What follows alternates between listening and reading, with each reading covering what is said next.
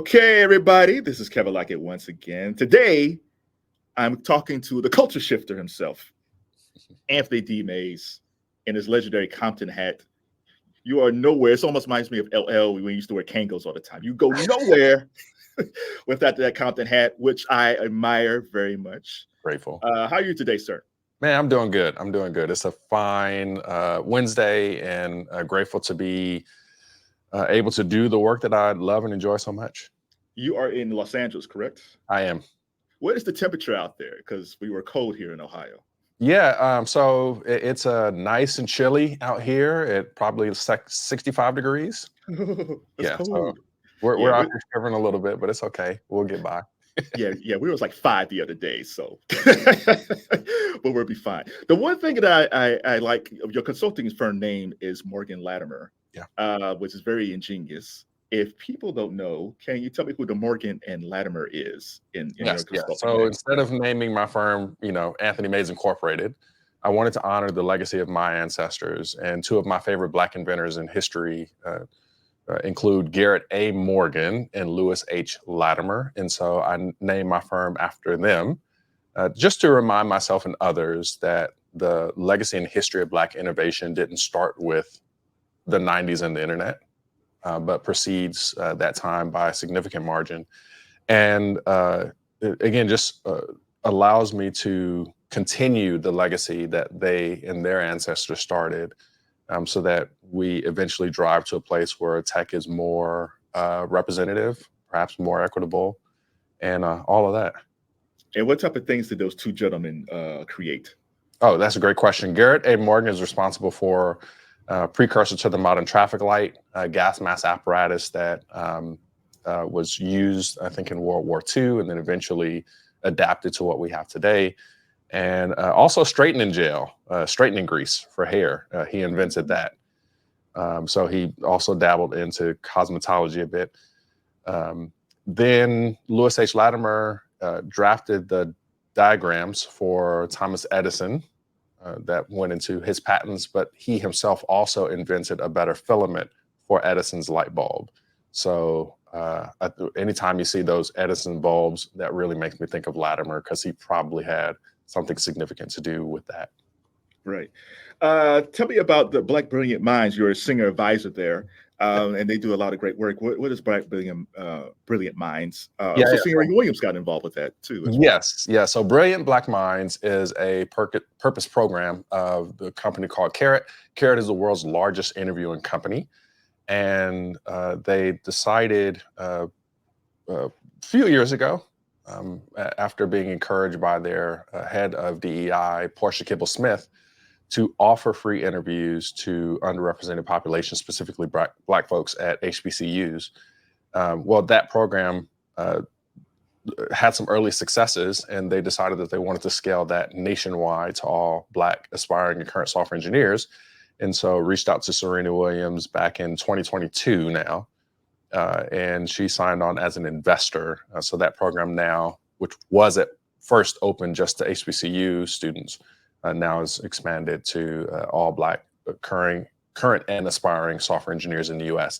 So you can get free practice interviews if you're looking to do technical interviews, which a lot of folks coming into tech now haven't quite yet had the experience of interviewing at a major tech company and going through that somewhat harrowing experience.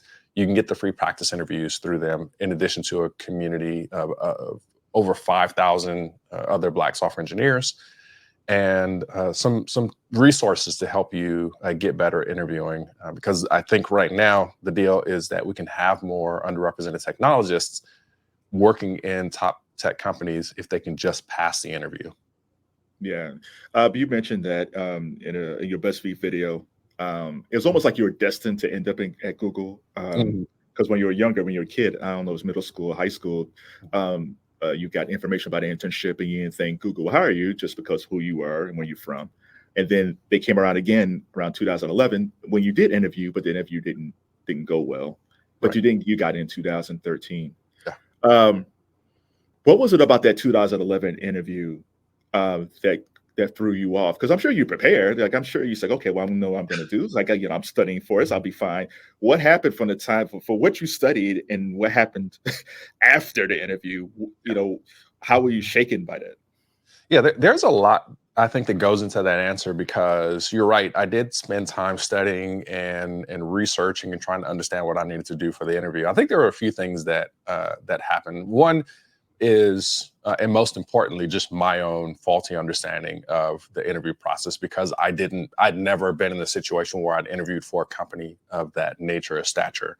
Of course, I'd had tech jobs before, but not with a software house as large or as prominent as Google. And so I received materials from my recruiter, and I was trying to go through all that, but it's a lot if you've never done that before.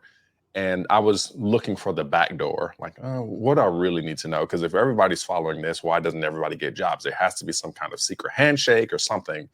And so I did some more digging and found out about these infamous brain teasers, and I indexed too heavily on studying for brain teasers. And around that time, Google was trying to dispel the myth that they weren't using brain teasers, and largely they do not, even to this day. And so that's what pinned me down. But going even beyond just that basic answer, I think a lot of what caused problems for me was also informed by, I think, the dynamics of race in America, to be honest with you. I felt like I might not be treated fairly. I might be the only Black person that this interviewer meets. And so one was just, I don't have the network of people that I could even reach out to ask, because that just isn't usually in the cards for folks who are Black or brown or whatever in America. But then also, I am always on guard when it comes to like racism and discrimination, unfair treatment, and felt like I needed to work twice as hard if I was going to be successful. And so, all of that led to it. So it wasn't that I didn't work hard or that I wasn't smart enough. It's just that I didn't have the access to the right information or right resources that would have armed me with success. And I, unfortunately, had to learn the hard way by going through the interview process, observing for myself, but ultimately failing. And so I did take all the lessons that I gained from that first interview experience, incorporated that into a new preparation plan, and with some encouragement, and now with better insight, was able to go and basically crush it in 2013. But there's a lot that went into this realignment for me, and that's one of the reasons why I support Brilliant Black Minds, is because it provides a place for Black software engineers to talk about and openly discuss tips and strategies and techniques that will help you to be successful, at least at some companies. And so one of the things that I love to do, matter of fact, I get to do it today, is to talk to this next generation and say, hey, here are some things that you should know as someone getting into this field that I wish I would have known when I was starting out. Chiefly, and I think the chief lesson is take the risk. It took me till 2011. I started my career in 2001. It took me 10 years to start learning that lesson, when if I'd had the courage back in college, I could have learned those lessons sooner. So I think failing the interview earlier and taking those L's earlier in my career would have been, I think, a big game changer for me in terms of opening up other doors of opportunities later on in my career. I don't know. Sometimes I feel like sometimes the decisions we don't make, we look back on and say, man, I should have took that risk back then. Mm-hmm. But maybe the time you actually ended up at Google is probably where you needed to be, because you might not be this person now. You might have been working at Google for like 20 years. Yeah. Might be totally different career, totally different life, but you wouldn't be on your true path. And maybe when you got into 2013, where you are in 2024, it's probably your really true path that you're supposed to be on. Yeah. I mean, make no mistake, I have no regrets in my life at all. I mean, I have no regrets. And I'm saying that as someone who grew up in foster care, was a physical sexual abuse survivor, had to deal with bullying, being poor, all this other stuff. I wouldn't change anything about it, because I would have no idea if the one thing that I might choose to change would indeed cause me to be a completely different person. And so Yeah, I appreciate all the things that I've gone through. And I think the reason why I went through the things that at the time that I did, number one, is because of just God's grace and sovereign plan and his providence, but also because that now puts me in a position of being very eager and fired up to teach the next generation about the things that I learned in the way that I learned them. And so, keep in mind that I also joined Google, I think, at the right time when the industry was beginning to deal with and grapple with the implications of diversity, equity, and inclusion, and this desire to increase representation amongst their ranks. And I think if I'd perhaps joined that world earlier, I might have missed the importance of this shift in thinking, and maybe would have been too burdened by the things that engineers and longtime employees get burdened with. It gets harder to pivot the longer you're in, but I think I joined Google at a time where I was still early enough in my career that I could make a decision to, say, devote half of my time to DEI work and the other half to engineering work, and be okay. This is by mutual consensus, and then go and prosper. And that's not it. That's a unique privilege. Not everybody gets the opportunity to do that. Speaking of DEI and shifts, so I'm going to read you a quote that you had in 2022, which pertains to today. You said, what tends to happen is that we have a program that works for a year or two, and then it goes another direction.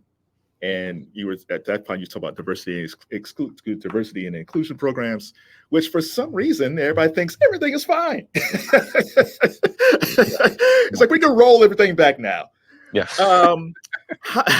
Which is so funny to me, because I always pay attention to diversity numbers, no matter what industry, tech, nonprofits, museums, and it's always the same 2 to 4%.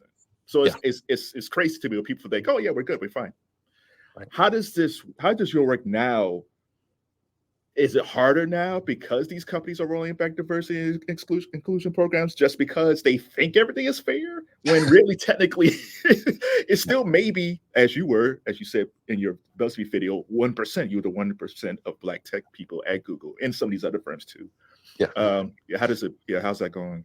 Well, so this is interesting because yesterday I just put a post up on LinkedIn where I talked about, for Black History Month, DEI feels dead. But that doesn't matter to me. And the reason why that doesn't matter is because remember that my heroes are heroes who did their work and innovations during a time where there were no DEI programs. There was no corporate interest in diversity and representation. Matter of fact, what there were people who were telling them to their face, I hate you and wish that you were dead. Don't let me catch you at 7 p.m. Right? So that's not the world that I live in, for sure. Everybody at least pretends performatively to care about the concerns of Black and brown folks. Not to say that there aren't folks who don't genuinely care. I know tons of them, but at worst, right, people are going to shake my hand and then maybe turn around and think something otherwise. So knowing that I have those ancestors with that legacy, I'm not reliant upon the latest corporate diversity initiative or fad, right? Again, not to say that there aren't people working in those areas and programs who are sincere. There are many, I think, such as myself, who are taking advantage of these programs and opportunities in order to do genuine good, even if on the large and whole, it may be more performative for the company or for the entity. And so I think that it doesn't, at the end of the day, change anything for me. I don't care what other people think. I know what I know, and I know what I need to do, and I'm going to press forward with that knowledge. And when the things get tough, I know that I can rely on first principles and things that are important to me. I come from a position of faith from the scripture. So I have a Christian worldview, a biblical worldview, and everything derives from that. And that worldview isn't shaken by the actions and behaviors of any individual or any company or organization. Because at the end of the day, God judges. At the end of the day, we're all accountable to him. And so there isn't anything about the diversity culture or whatever that impacts that plan. And I'll also add that I'm fine with DEI dying, because DEI is a framework that we have invented and innovated in order to accomplish a certain goal. It's not really rooted in the scriptures that I believe in, although there are some I think some shared common goals. But the point is, I don't need DEI as a framework. I've got the Bible. I can build up from there and do the things that I need to do. And certainly there's also a lot of, I think, cruft and craziness in DEI, frankly. Some of that born from the academic sector, others of it born from other places, that really dilute and delude the purpose and the point. And so I think that when people complain about DEI, some of those complaints are absolutely warranted. But I think that when you complain about what's happening in DEI, you're more likely to be labeled racist or at least contrarian, as opposed to like actually being heard out. And I think that's unfortunate. And it's a problem that I've seen for as long as I think I've been, I've been seeing that for as long as I've been in big tech. Let's switch for a second. We'll come back to that. You had an article that you wrote, which I really love the title. It's called Your Tech Resume is Trash. What do people get wrong if they're looking for a tech job? What do they get wrong on their resumes? Yeah, that's a great question. So first of all, let me apologize for the title. And I'm sorry, but let me defend why I named the title that way.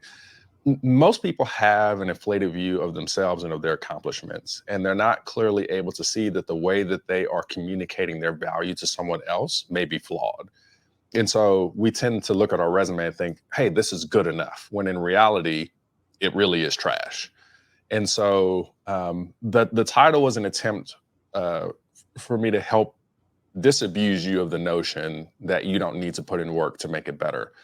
Now, the thing that most people get wrong is that their resume, one, tends to be self-focused. That is, the resume looks good to you because it's just kind of an affirmation that you know how to do things that you set out to learn how to do. And so, and it's about kind of what you want out of the exchange. A good resume is going to convey your value to another organization based upon their needs, based upon their wants, based upon the things that they're trying to accomplish. And so in order to do that well, you have to start from the job description and from the company's culture and reverse engineer that before putting together a resume that speaks to their needs and their qualities.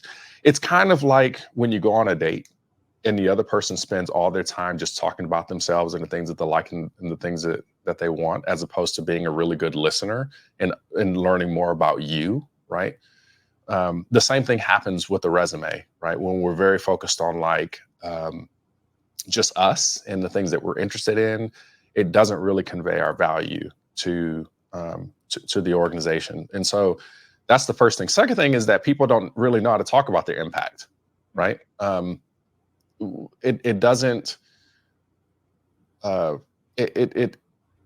doing stuff and working with tech isn't the point of being in tech. And I think where people get technology wrong is that they think that it's about the technology. It isn't. I'm quoting a show that I saw back in the day. It was an old tech show. I can't remember right now. It was about like the Midwest tech scene, and this fictional thing where somebody's building competitors to the IBM PC. It'll come to me later on. But one of the characters says, tech isn't the thing, it's the thing that gets us to the thing.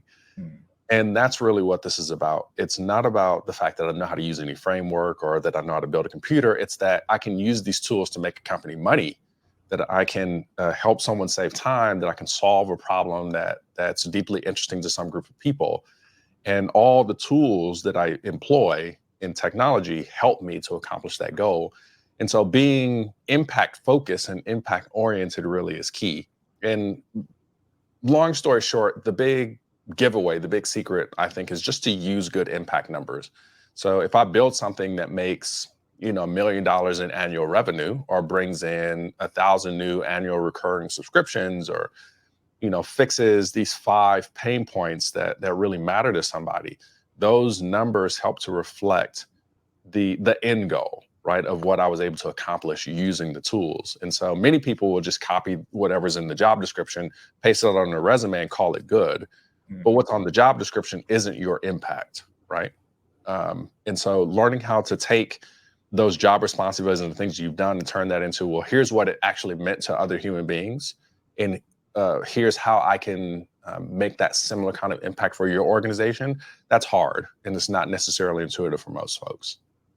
So you're big on decoding a job description. What are some of the keys that people should look for when they're looking at a job? Like, what are there also there's some key points you need to look at, or like you said, some people, like you said, just take what's on the resume, take what's in the description and put it in the resume. But are some key things that you should kind of decipher first?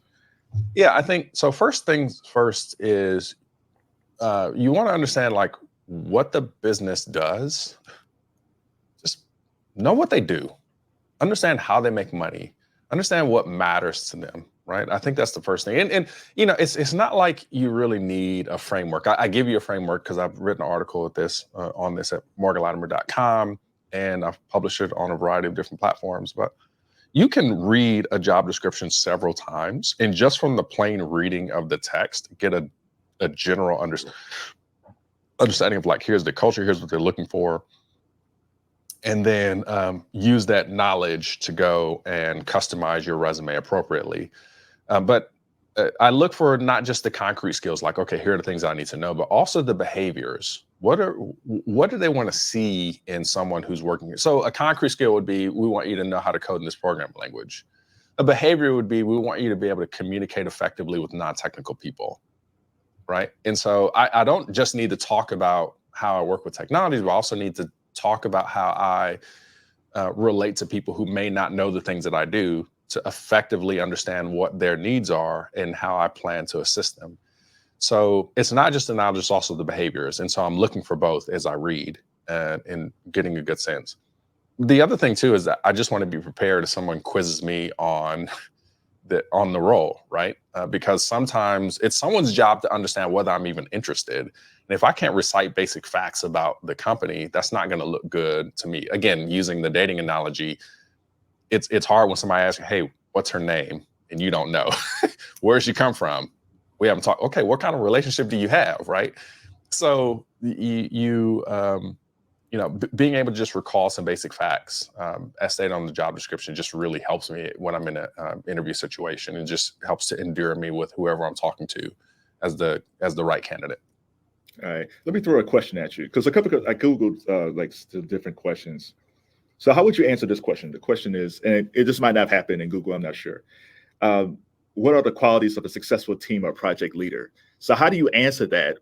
You want to be truthful, but at the same time, you don't want to offend who the person. Well, I don't like the person who does this, and they're actually the type of person that's the job leader.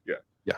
Well, fortunately, at Google, they publish a list of, I think, their ideal quality traits and attributes as reflected in the ideal employee. It actually goes by the name Googliness. And so really the question is about, what does it mean to be a Googly? We'll use Google as a specific example. But what it means to be googly is to be smart and intelligent, sure, but also to be a little quirky, to be inquisitive, to be a good team member, right? To be someone who I think puts others on the team before themselves. And so I think a good leader is someone who practices influence, not managerial, dictatorial authority, right? It's not, I'm telling you what to do. It's, here's a problem. Can I convince you that this is a problem worth solving? Can I trust you to consult and provide the information and tools that we need in order to overcome this? So that is, I think, at the core of what good leadership at Google looks like. And I dare say at any company for that matter. So that, I think, is a good reflection of what a good leader at a place like Google would be. Like they're spotting risks, letting other people know like what those risks are, right? And helping to bring the right sense of attention to it, right? Another way to state that, especially within the Google context, is there's this idea of the 3 respects. So respect the user, respect the opportunity, respect one another. And I think a good leader will do that too. So, it's easy to answer a question like that, specifically within the Google context, because I've read and I've studied and I have the context. At Netflix, it's different, right? Netflix is, one of their values, for instance, is, it's fine to have group consensus, but having one person to make the decision, like, hey, don't be blocked. If you got to do the right thing, do the right thing, and you can deal with the consequences later. But never let decision by committee block you from doing the things that you need to do. I think Amazon has a very similar ethos. So that's part of what goes into leadership at those organizations. And for any company, there's going to be different things that they emphasize, right? And I think that's fine. One company may emphasize a servant leadership style. Others may focus more on like impact and getting things done. And then there's others where, you just need to establish your fiefdom. Like there's what's on paper, but you just need to be out for yourself and carving your own little space. You won't know that unless you're, number one, kind of reading what they're publishing, but then 2, getting familiar with people who already work there that can give you some insight. For instance, if I were Microsoft is historically and famously very political. They've been for a long time. They've had a lot of successes, and that tends to give birth to more politics and more hierarchy and all those other kinds of things. You'll see the same thing happen at Google and other places too, right? And so there's what they say on paper, but then there's also the experience of people within the company who are like, if you're in this part of the company, here are the people that you should know, here are the people you should stay away from, right? And make sure that you never by any means say this particular thing. So that context is useful and important. And I think anytime that I'm preparing for a role or preparing someone else for the role, I'm encouraging them to read what's on paper, but also get the context from people who are there and people who are within your network so that you don't go in with the wrong impressions. You mentioned Netflix before. That was interesting to me because if I was applying for a job at Netflix, I'm applying for a content job or a marketing job. Yeah. But you don't think about Netflix, just a regular person don't think about Netflix where it's like, oh yeah, there's a lot of tech jobs at Netflix too. Tell me more about the tech side of Netflix, because that's something that we don't really talk about. We just talk about the content side. Yeah. So remember that Netflix, their goal and their mission is to entertain the world, right? And literally, they want to entertain every single person on the globe with their movies and TV shows and content and whatnot. And so that immediately introduces this challenge of scale, right? How do you serve movies and TVs and shows to billions of people around the globe and do that effectively? So one of the important things about understanding Netflix specifically is just how they work with cutting edge architecture. And so one of the things that's great about Netflix is they have a technology blog where you can go and read from their engineers and researchers on things that they've done to help achieve scale in global distribution. And so when you're looking at Netflix, it's very important to understand that architecture and security are 2 really important parts of how, and reliability as well. How they keep things moving and operating even when things go down, right? Netflix is, there's another word that you think of when it comes to Netflix, and that's stability. Like you don't, like if Netflix goes down or stops serving movies, like you're gonna know. But it's been a long time since I've heard like, oh, people weren't able to log in and watch the show or whatever. I mean, it happens, but it's very, very rare. And it's because of how robust and reliable they've made their architecture. And so there's a lot of moving and interesting parts. Another part that's always been interesting too about Netflix is how they keep you in the ecosystem. How are they going to recommend TVs or shows that are interesting to you, right? And keep you continuing to that next show or that next movie. And I remember back when I was in college, they had a bounty or a sum of money that they were going to award someone to invent a recommendation system for them. I remember that was like, a non-trivial amount of money, and they were inviting people to invent and build a strategy for them that they could adopt. So that's a really interesting and hard challenge, right? Because what I like may not be what you like, and maybe there's a diversity of interests that I have. And so being able to algorithmically do that, and now we're talking about machine learning being involved and AI and some of those advances there too. It just makes it a really interesting place, I think, to innovate and operate if you're on the tech side. But then there's also other like non-technical things too, like sales, right? And the whole entertainment side of the house and the content side of the house. So there's a lot of interesting opportunities there. Like, how do you manage all these shows and properties and licensing and distribution? And then how do you do that by country or by region, so that the people who can watch this over here aren't the people who can't watch it over there? Yeah. I look at your Compton hat, and it reminded me the first time I went to Atlanta, and it was lunchtime. And I saw all these black businessmen and black businesswomen too, but just all these black businessmen come out in suits. I was like, wait a minute, I'd never see this in Akron. So I went to your website. You had your signature Compton hat on. You had Jordans on, and I think back to that time when I was younger, because I think there's a kid who I think your imagery is great, because a kid could look at you and say, oh, okay, he's from Compton, or he wears a hat like Compton. He has Jordans. He has like the classic Jordans. Like, maybe I could be a software engineer too. Was that a conscious effort for you to almost, you're being yourself, but do you think you being you, did you do that and say, hey, there's guys like me, you could do this, because you don't have to be just in khakis and a plaid shirt. You could be this, you could rock Jordans and be a whiz at software engineering. Yeah. It was very intentional on my part. And let me tell you, I didn't always wear my hat. There was a conscious decision for me back in, I want to say 2015. As often is the case, my life is somewhat impacted by the movie and the album Straight Out of Compton. Like, I was put in foster care around that time that the original album came out. That's when the city got on the map. That's why people even know about it, really. And so the movie for Straight Outta Compton was coming out, had been announced, and all of a sudden I'm sitting in this Google cafeteria. I don't want people to know that I'm really from Compton, and I'm keeping things to myself. This movie comes out, and all of a sudden I see people wearing hats straight out of Orange County, t-shirts straight out of Austin, straight out of Akron. And I'm like, all these people are so bold to represent where they come from. I actually came from Compton, and I can't wear a hat or a t. Nah, that changes today. So I went and got myself a Compton hat, custom made, put it on my head, and I've been rocking it ever since. Because I realized that there was an opportunity for me I had always saw like where I came from as a liability.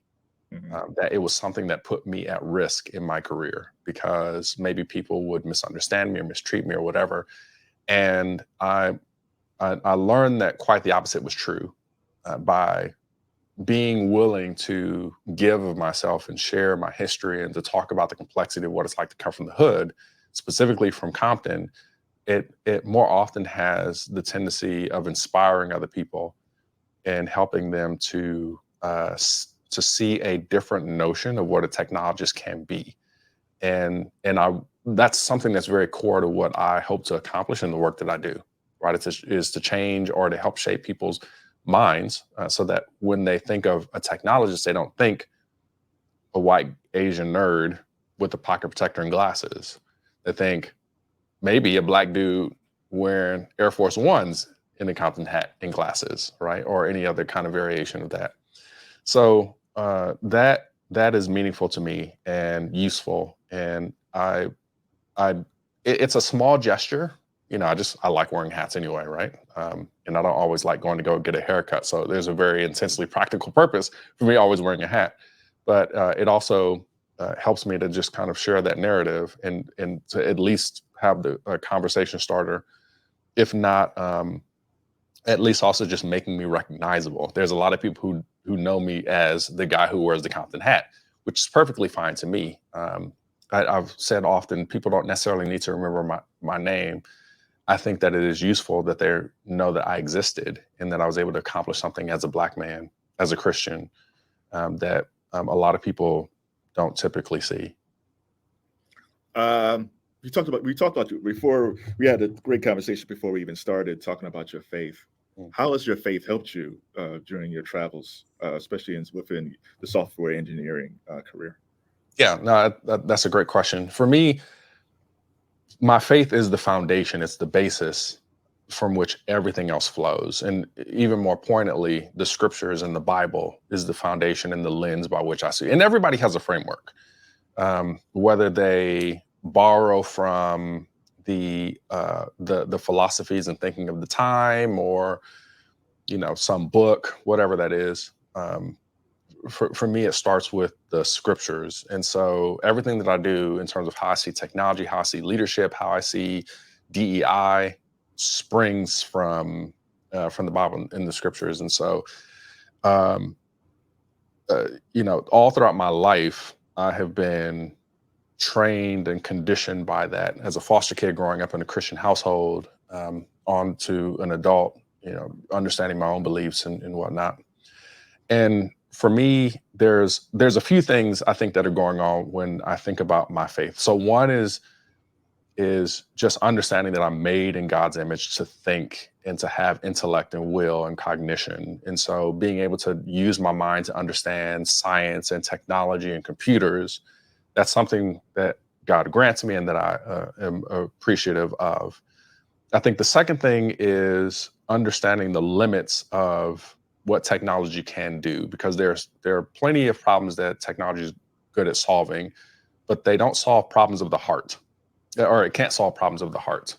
There's a domain specifically reserved for God and for the word to kind of permeate the heart and how it is that we treat one another and deal with all that. And so as I think about even DEI, there's tons of limits to what corporate DEI can accomplish, because it really doesn't address the heart. It addresses behaviors, names and nomenclatures and all this other kind of stuff. The traditional like corporate DEI fix for when we discovered a new problem is to invent a new word and then start to apply that to everything, right? Which is why we went from diversity and inclusion to DEI to DEIB to every other kind of combination, right? And it just seems like every year the glossary changes.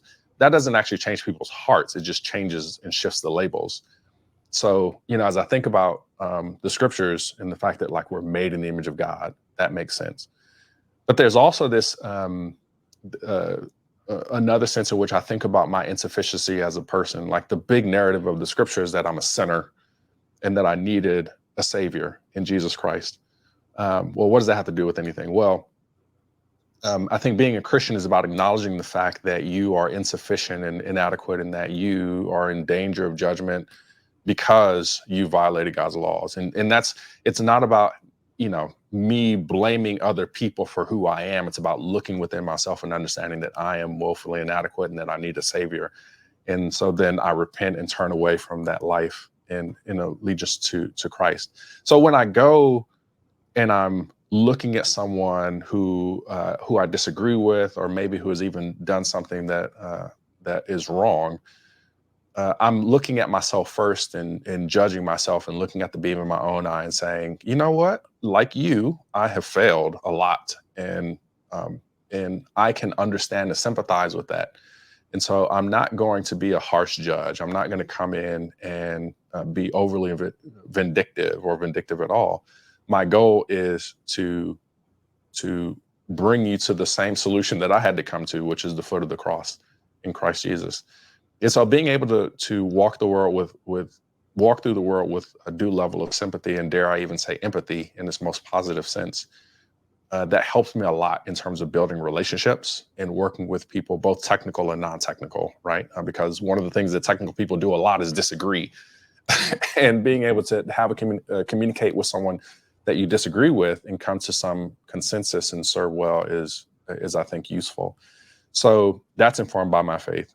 Again, even just being able to break down deeply complex things. What we find in the scripture as I study the Bible is it's a book of antiquity, written over thousands of years and in several languages. And so breaking down the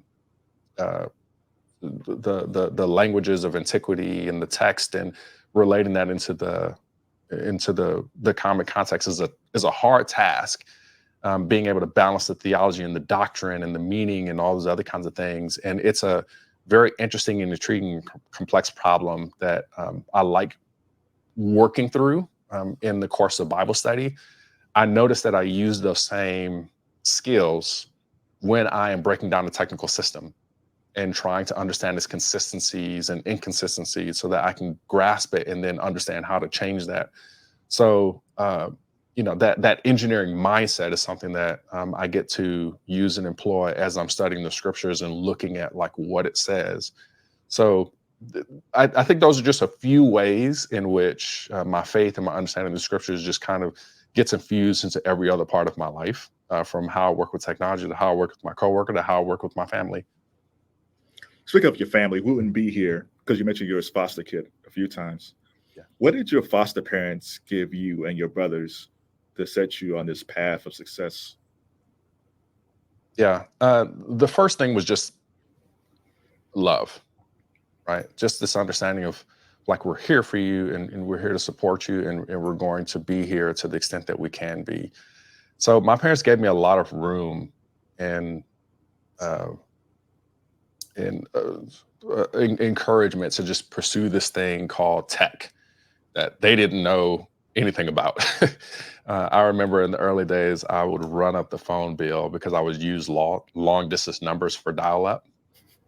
And, father gets this $300 phone bill. What is going on? And I'm just sitting over here like, oh, I just cost my parents $300 that I don't have the money to pay back.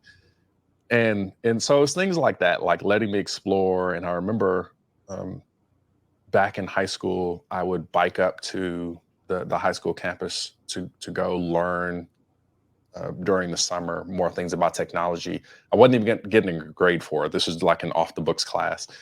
And it was great that my parents were like, okay, I don't all the way understand you and what you're doing, where you're trying to go, but we're here to support you. So they gave me that, and I loved them for that.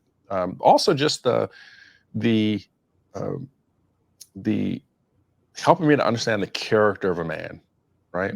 The kind of character of a person who does well and does good in society. So like learning hard work. I saw my father get up early in the morning, and before the rest of us would be awake, he's in his car and on his way, and then he'd be back and ready to like continue serving the family. That was useful to see, and helped me to understand, the importance of work ethic, and all that stuff. My mother was an entrepreneur herself, so she ran a daycare that me and my brothers were in before we became their foster kids.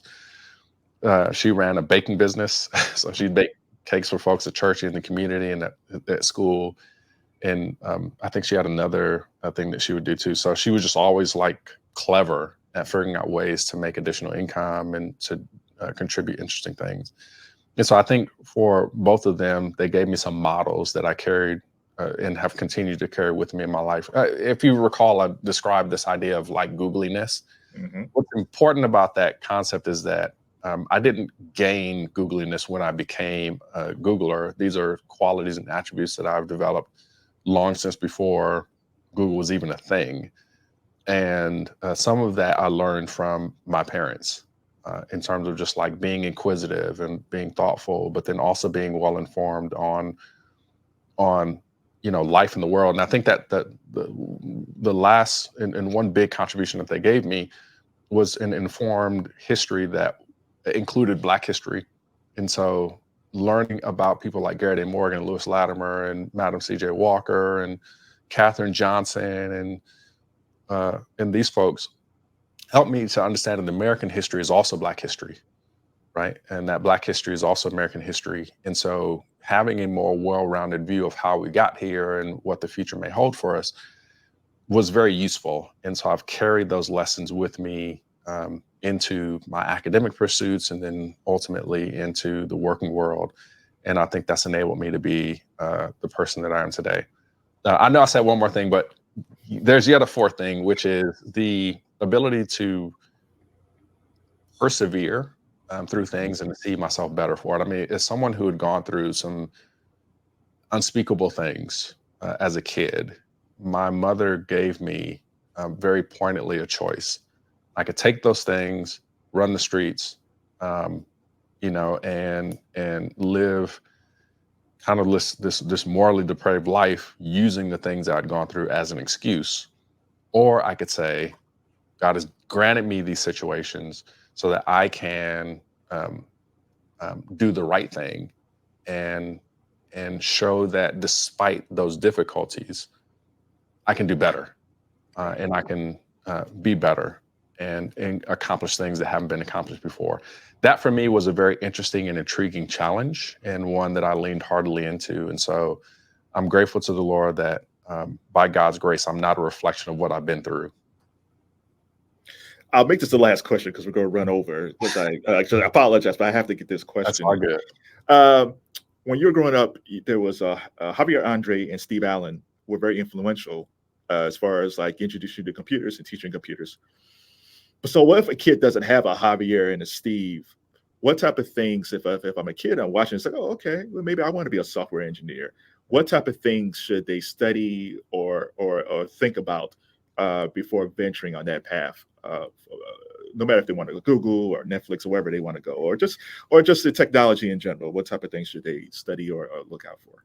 Yeah, I mean, there's so many things to look at. I think it's something that you said yourself earlier. It's not necessarily about the thing, but more about the inquisitive nature that someone possesses. And one of the great blessings of platforms like YouTube and even large language models that we have today, like OpenAI's ChatGPT or Google's Bard, we have this opportunity to get our answers to questions in ways that we weren't able to before. And so using these technologies and these platforms as a way of learning more about the things that may be of interest to us, that's useful.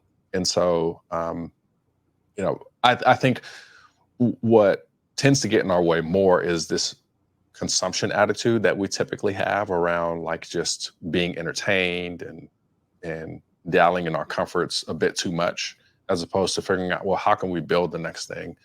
How can we be constructive? And so I think using the various platforms to think about, okay, what can I build for the future? How can I contribute in some meaningful way to the world? I think you start with that question, and then as you are inquisitive, you'll start to figure out things that are of interest to you in ways in which you think you might be able to build. And that could be as a content creator, maybe you start making videos and starting a podcast or something of that nature. Or it could be, I want to learn this technical skill so that I can go learn how to code to build this app that does this thing. It's the attitude that I think will lead to those kinds of eventualities. So yeah, you want to code? Great. You want to build hardware? Great. You don't want to do any of that and you'd rather sell tech products? That's fine too. Whatever it is, understand yourself, understand what you're interested in, and then do your homework. Because I can tell you right now that I think whereas in the past you largely had to stumble across the things that you might be interested in by having someone in your family or network, now the world is so much more open, and you can learn a whole lot about a lot of things that would have been harder to discover in times past. But you're not going to get there if you don't have, and if you don't build this sense of curiosity and inquisitiveness that will get you out there looking for the right information. All right. Anthony D. Mays, thank you, sir. Sorry, ran over, but you were so good. I'm grateful. I'm grateful. This is great content. So if they want to check you out or Brilliant Black Minds, where can they go? Yeah, so that's brilliantblackminds.carrot.com is the easy way to do that. You can also follow me on Anthony D. Mays on all the things. I usually have a link in my profile that you can click and sign up for Brilliant Black Minds if that's what you're interested in. Last but not least, I'll mention I'm at anthonydmays.com, so I'll try to keep it all consistent. anthonydmays.com. If you're interested in employing me as a speaker, perhaps, I'm more than happy to serve in that way. So plus I've got a great speaker reel that you can check out. You can just understand what I'm about. So I definitely encourage you to check out anthonydmays.com and let's figure out how I can serve. And you have a very good Twitter. I'm a Twitter follower, so you have a lot of good information on there. Yeah, Twitter's a special one, man. I try to avoid all the fights and the garbage fires. Yeah, people like to fight too much. Let's love each other more. Thank us, ladies like sir. Thank you for the conversation, and hopefully we inspired people when it comes to software engineering. Oh yeah, one more thing. My ex-girlfriend told me, stop doing that. I need to ask you this one last question. As far as because of software engineering, what's the most underrated thing about software engineering that people, because you can study it, get a job, but there's aspects of it that people you don't really like, oh, I didn't know that was part of this. What type of things about software engineering that people should know about that they might not know about because they don't have the job? Oh, I think one thing that is underrated is the euphoria, that the endorphins that rush to the brain when you have been struggling with something for 2 days, and all of a sudden you find that one piece of information that unlocks everything. It is equal parts frustrating, but then also like one of the biggest highs that I get out of working in tech. And I've been building something recently that has just been having me smash my head against the desk over and over and over again. That's another reason why I have to wear a hat so you don't see all the bruises. But at some point you figure it out, you get that piece of information, and then it's like the heavens open up. and it's just a great experience. And it's something that if you're not comfortable with that process and with the frustration that leads to the success, this isn't really the career for you, I believe. But one other thing I think that's important too, and something that's really underrated about this career, is just how much you need other people to succeed. No one builds these systems by themselves in isolation. There's the myth of like the singular genius who's just, sitting behind the keyboard in a dark area of the basement, making all this innovation. It really is, rather it's about how I'm working with the person next to me and innovating with them and being challenged by them and challenging them. That is another really underrated part of this. So it's less about being, Linus Torvald, and more about being, that person who can communicate effectively with other people and build things together. Like that concept of building things together is so important to being successful in tech. So if you don't want to work with other people, again, tech may not be the best place for you. Okay, one last thing. So what if you love technology, you're great at coding and all that stuff, but you're an introvert? It's not like you don't like people. Like for me, I love podcasting, but I always did like singular things. I was never like a great team player. But what if you love the coding part, the euphoria that you said, but you're just not really good at talking to people or working on teams? What do you do if you're an introvert like that? Yeah, being an introvert doesn't mean that you're not good at talking to people or that you don't like people. It just means that you have to engage with people in a slightly different way than someone who, say, is extroverted. And really the key is around, I think, two things: energy management and communication style. So there may be times when you can be more extroverted for a limited amount of time. Know when that is, dive in, and then, retreat to your quiet place for some time. I don't think that anybody's purely introverted or purely extroverted. We tend to be a blend of both in varying proportions. And it's just understanding like, okay, before I go talk to people, let me have a snack, let me write some things down, and then go do it. And that's the other thing too, communication style. Someone who's introverted needs, generally speaking, some time to think about what they want to do or what they want to say before they do it and say it. And they need to be able to do that to themselves in peace. And so, one of the things that we can do in tech to be more inclusive of people who may be more introverted is to provide opportunities for people to provide, to themselves provide thoughts or written contributions before the meeting, right? Instead of making everybody say what's on their mind on the spot. Mm-hmm. So doing things like pre-meeting, invitations to get information, or even post-meeting, like, hey, if there's some additional things you think about, feel free to submit that here. We're going to have a certain amount of time for you to do that. That's helpful. And I think that if you're introverted, being able to make suggestions to a manager or to a team around like, hey, it would be best if we had more stuff documented so that I can contribute in that way, and then we can go have the verbal discussion. It's not just good for introverts. It's also good for people with certain challenges. Maybe you can't hear as well as other people can. Maybe you struggle with sight, and so being in a live meeting context where people are just talking to each other, is going to require more work or effort on your part. So there's one of the things I say is that if we haven't solved inclusion for everybody, we really haven't solved it for anybody. And so a lot of the recommendations that I would have for someone who's introverted also applies to other groups of people. All right. That's a good place to stop. Thanks a lot, Anthony. Solid information. Solid dude. I need to get a Compton hat even though I'm from Akron. Go ahead. Hey, maybe I need to get an Akron hat that I can keep in the closet. We had our run. When LeBron was playing in Cleveland, we had our Akron run. We're good. Hey, last time I visited Akron, even for the short time it was, I enjoyed it. So why don't you come to Akron? And come through to Compton. Let me know if you're ever in town. We can grab a burger or something. What's a good place to go to Compton to get some place to go to eat? Well, I feel like you got to go to Tam's. You got to go to Tam's at least once. The world famous Tam's. Go with Tam's. Yeah. Go check that out. And where else would I go? I would definitely check out the Compton Library. Not that big, but for me, very historic and very special place. It's a proven ground for me and a place to learn about the world. I would recommend the Swap Meet, but that closed. Swap Meet's closed? A decade and a half ago or something like that. Really? So I gotta stop listening to all those Snoop songs. Man, yeah, that used to be around, but that's dead. So what do people get wrong about Compton? This is my last question. What do people get wrong about Compton? That it's a place full of drugs and degenerates. That's what they get wrong. Do we have some of that? Sure, just like any other city or location in America or the world for that matter.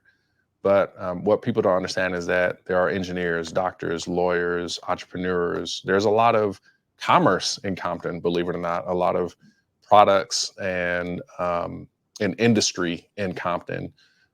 Farmland too. In the city charter, certain amount of the city is still to be reserved for farmland. And so there's cattle, horses, stuff like that in the urban context.